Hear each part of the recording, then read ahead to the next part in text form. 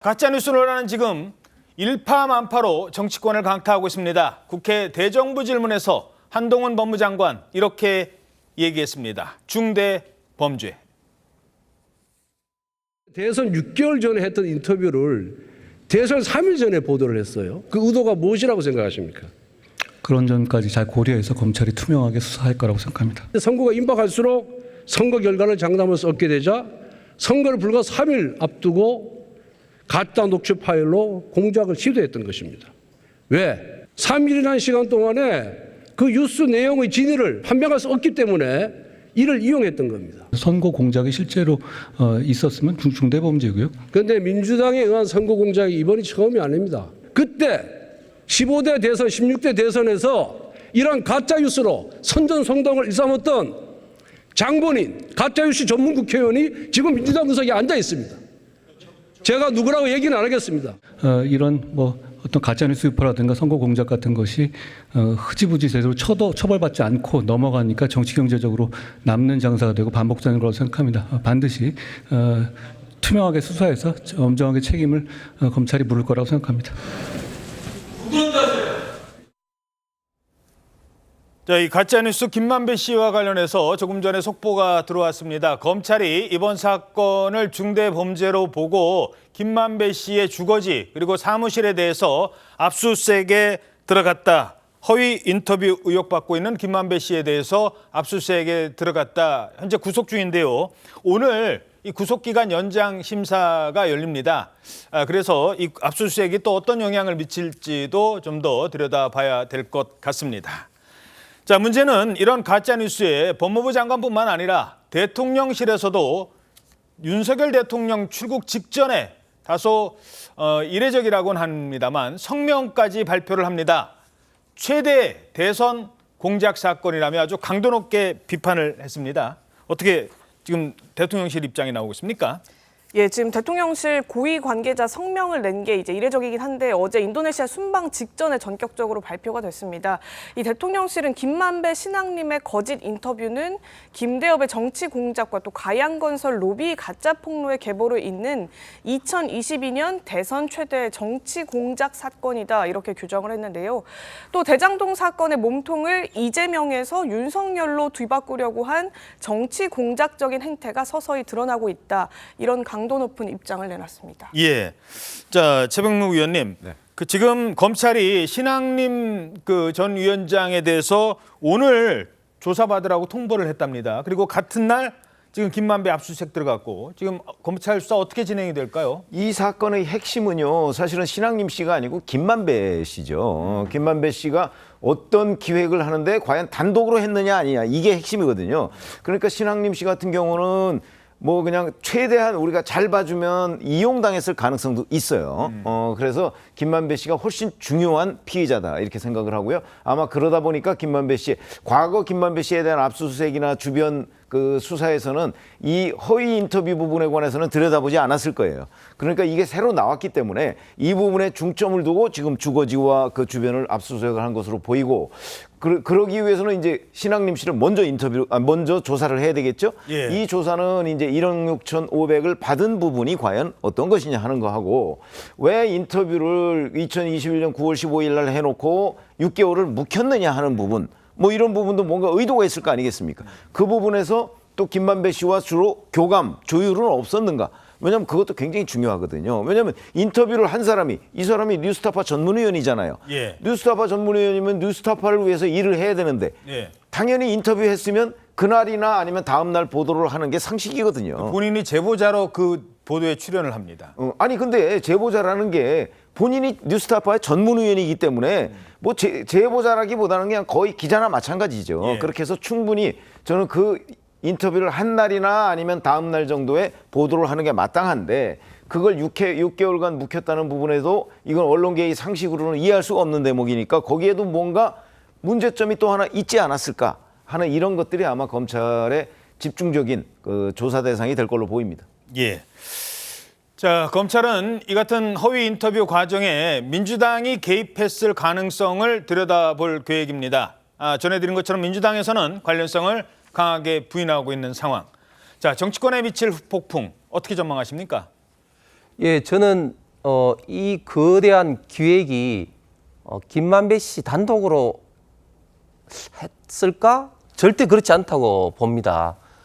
민주당 그리고 문재인 정부 특히 이재명 캠프와 굉장히 밀접하게 관련돼 있다고 보는데 물론 의견이십니다만. 예, 제가 이제 몇 가지 이제 제가 그렇게 생각하는 배경 이유를 두 가지만 말씀드리겠습니다. 첫 번째는 뉴스타파 첫 번째 보도가 3월 6일 저녁 9시 40분에 보도가 되는데 1시간도 안 돼서 이재명 후보의 페이스북에 올라갑니다. 이재명 후보가 페이스북을 굉장히 잘 활용을 하고 특히 아무리 바쁘더라도 본인이 반드시 올리는 걸로 유명한데 그 대선 바쁘고 저도 선거를 치렀습니다마는 완전히 진짜 녹초가 되는 어떤 그런 과정에서 1시간도 안 돼서 뉴스타파의 보도를 본인의 페이스북에 올립니다. 그것을 제가 볼 때는 사전에 교감이 없다면 절대 그런 어떤 일이 있을 수 없을 것 같습니다. 물론 보좌진이 알려줄 수는 있어요. 이런 보도가 있었다고. 예. 있을 수 있지만 그러나 그거는 굉장히 이례적인 그런 경우가 되는 거죠. 두 번째는 문재인 정부 검찰은 아무리 늦어도 2021년 12월 달에는 지금 조영과 그리고 남욱 변호사 등의 대질 신문에 의해서 이게 사실이 아니라는 걸 확실히 알고 있었습니다. 그럼에도 불구하고 이런 어떤 사실에 대해서 전혀 부인하지 않고 오히려 덮었다. 그런 어떤 의혹을 지금 강하게 받고 있습니다. 과연 검찰이 단독으로 이렇게 덮었을까? 오히려 당시에 윤석열 대통령 후보는 토론에서 검찰이 이런 식으로 하면 직무유기라는 경고도 많이 했었습니다. 곧 이런 어떤 정황들이 저는 강력하게 민주당 이재명 캠프와 관련이 있다고 생각합니다. 예, 물론 검찰이 수사 과정에서 알게 된 모든 정보나 첩보를 다 언론에 공개하지는 않습니다. 물론 말씀하신 대로 이게 아주 중요한 논란이 되고 있는데 검찰이 아무런 얘기를 하지 않았다는 것은 자체하고라도 검찰이 얘기를 하지 않았다라는 것만으로 개입됐다라고 보기에는 좀 어려운 측면은 있을 것 같고 어떻게 보십니까? 일단 윤석열 대통령이 여당 연찬회에 가서 대한민국 언론은 24시간 정부 요구만 하고 있다 이런 이야기를 하고 이후에 또 이례적으로 대통령실에서 고위 관계자 이름으로 이제 성명이 나와 있는데 이런 경우에 이제 가짜 뉴스로 규정하면서 지금 언론에 대한 총공세가 일어나고 있는 거 아닌가 그러면서 뉴스타파를 이런 언론과의 전쟁에 타겟팅을 해서 희생양으로 삼고 있는 거 아닌가 이런 생각이 듭니다. 그래서 이 부분에 대한 가짜 뉴스 여부는 또 두고 봐야 될 거고요. 이 문제에서 아까 말씀하신 이런 보도가 되자마자 2시간 있다가 페이스북에 글이 올라온다 이런 경우에는 선거 과정에서 여야 모두 즉각 언론을 검색해서 대응하기 때문에 이런 것이 조직적으로 서로 연결돼서 기획해서 한꺼번에 한 것이다 이렇게 보기는 어렵습니다. 그러니까 선거 과정에서 여야 모두가 그런 대응을 하고 있기 때문에 그런 차원인데 지금 현재 문제는 이런 가짜 뉴스에 대한 이 대통령실의 이런 성명까지 포함해서 정치권과 언론계 전반에 상당히 이례적인 문제로 크게 부각되지 않을까 이런 걱정이 됩니다. 예. 자, 현재 지금 방송통신심의위원회가 이 사건 들여다보고요. 특히 이 보도를 한 뉴스타파도 논란이 커지자 사과를 합니다. 사과문의 일부만 제가 말씀드리면 특히 뉴스타파도 놀랬던 건 1억 6,500만 원의 금전거래였던 것 같습니다. 이 금전거래 부분에 대해서 저널리즘 윤리상 결코 용납할 수 없는 행위라고 지적을 하면서 이에 후원 회원과 시민들께 깊이 사과드린다라고 얘기를 하고 있습니다. 하지만 뉴스타파 역시 이런 현 정부의 파상 공세는 자칫 뉴스타파를 퇴출시키려는 의도로 보일 수 있다. 여기에는 굴하지 않겠다라는 입장을 전하고 있습니다. 자, 그런가 하면 이렇게 한 매체를 통해서 그 매체의 어떤 소속 기자나 진행자나 이런 문제가 불거지면 결국 그 매체 자체에 손해가 돌아옵니다.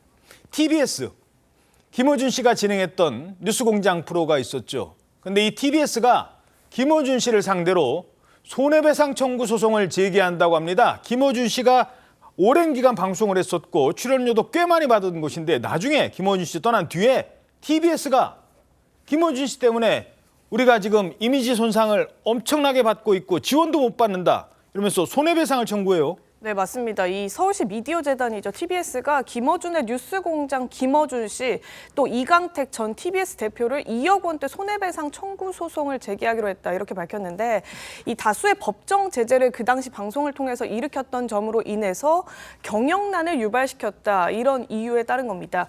TBS는 올해 88억 원의 출연금이 삭감된 데 이어서 지원 조례가 폐지되면서 내년부터는 출연금을 한 푼도 지원받지 못하는 상황이라고 알려지고 있습니다. 자, 결국엔 TBS의 이미지 훼손 그리고 공정성 논란 결국 이 상황까지 왔는데 김 의원님 어떻게 죄송합니다. 홍 의원님 어떻게 보십니까? 예. 예, 그 얼마 전에 KBS 수신료 분리 징수에서도 이런 어떤 논란이 됐었죠. 사실 이제 공영 방송에 예산이 지원한다든지 또 수신료를 시청자들이 이제 낸다고 하면 당연히 그 방송에 대해서 시청자들이 좀 가치를 인정해주고 교양적으로나 시사적으로나 가치를 인정해주고 또 보도 프로그램에 대해서는 나름대로 좀 공정하구나 이렇게 좀 인식이 좀 돼야 되는데 예. 이게 너무 편향되고 또는 편향되다 못해 이렇게 가짜 뉴스를 생산하게 된다면 당연히 시청자로서는 불만 있고 시청료를 내야 되느냐 또 서울시 같은 경우는 또 그 예산을 지원해야 되느냐 이런 어떤 문제가 당연히 생기는 것이죠. 김어준 씨가 그 TBS 뉴스공장을 진행할 때 뭐 생태탕을 비롯해서 엄청나게 많은 가짜 뉴스를 양산하면서 또 방심위로부터 법정 제재를 가장 많이 받은 방송이 또 TBS 뉴스공장입니다. 이런 것들이 자꾸 이제 누적되게 되고 이런 것들이 누적되게 되면서 회사 이미지 전체가 나빠지고 또 예산 지원이 중단하게 되고 이런 식으로 되니까 당연히 TBS 입장으로 봐서는 경영에 있어서 심각한 어떤 위협을 받게 되고 있는 것입니다. 자, 지금 홍석준 의원님의 지적도 있었습니다만 한번 들어보죠. 과거에 논란이 됐던 발언들, 수많은 논란을 불러왔던 논란들 몇 가지만 추려봤습니다. 다 보고 나서 왜곡된 정보를 할머니께 드렸다라고 저는 개인적으로 결론을 내렸어요. 읽어보면 할머니가 쓰신 게 아닌 건 명백해 보입니다. 오세훈 후보와 함께 생태탕을 먹었다고 주장을 하고 있는데 혹시 그날 기억하십니까? 하얀 면바지에 신발이 그 캐주얼 로퍼 안에 멋진 구두였죠. 로퍼의 브랜드도 생각나시는데 그게 그 이 정도면 오세훈 후보가 당시 내곡동 측량 현장에 갔었다는 것은 이제 더 이상 논란의 여지가 없는 거 아닙니까? 뉴스공장이 줄리 의혹을 다루기로 한 것은 검찰 커넥션 등이 다 이 줄리 의혹에서 출발하기 때문인데요. 단순 사생활이 아닌 거죠. 예. 사실 저 때 뭐 많은 논란도 있었습니다만 저도 개인적으로 주목했던 건 김어준 씨의 출연료였는데 하루 출연료가 뭐 굳이 얼마라고 말씀드리지 않겠습니다만 그 하루 출연료가요. 같이 일하는 스태프의 한 달 월급입니다. TBS는 그런 투자를 했어요. 그리고 그 방송이 물론 뭐 청취율도 좀 좋았습니다만 저런 논란 때문에 나중에 지원도 못 받고 함께 일했던 사람들 한 달 월급을 하루에 받아가는 진행자의 발언 때문에 결국 TBS가 지금 많은 사람들이 함께 일했던 사람이 직장을 잃을 수도 있는 상황. 어떻게 보십니까? 일단 김어준 씨가 당시 이제 라디오 시청률 1위를 가져왔는데요. 일단 요즘은 뭐 유명인이라든지 이런 분들이 중심으로 해서 이제 프로그램을 짜다 보니까 우리가 생각한 것보다는 김어준 씨가 상당히 많은 액수의 어떤 이런 그 월급을 받아간 것도 사실인데 TBS가 어려워진 건 뭐 김어준 씨의 이런 논란을 비롯해서 이걸 뭐 근거로 해서 결국은 이제 서울시 시장과 서울시 의회가 지원 조례를 폐지해버리고 TBS가 이제 운영이 불가능한 상태로 갔으니까 거기에 따르는 이제 지금 그 TBS에서는 어떤 자구책, 경영상의 탈출을 하기 위해서 이런 소송을 좀 정치적 고려를 한 거 아닌가. 지금 다 이 지원 조례가 끊겨서 일이 된 걸 아는데 이걸 김어준 씨 탓이다 이렇게 이야기하면 조금은 지나치다 이런 생각이 듭니다. 예, 알겠습니다.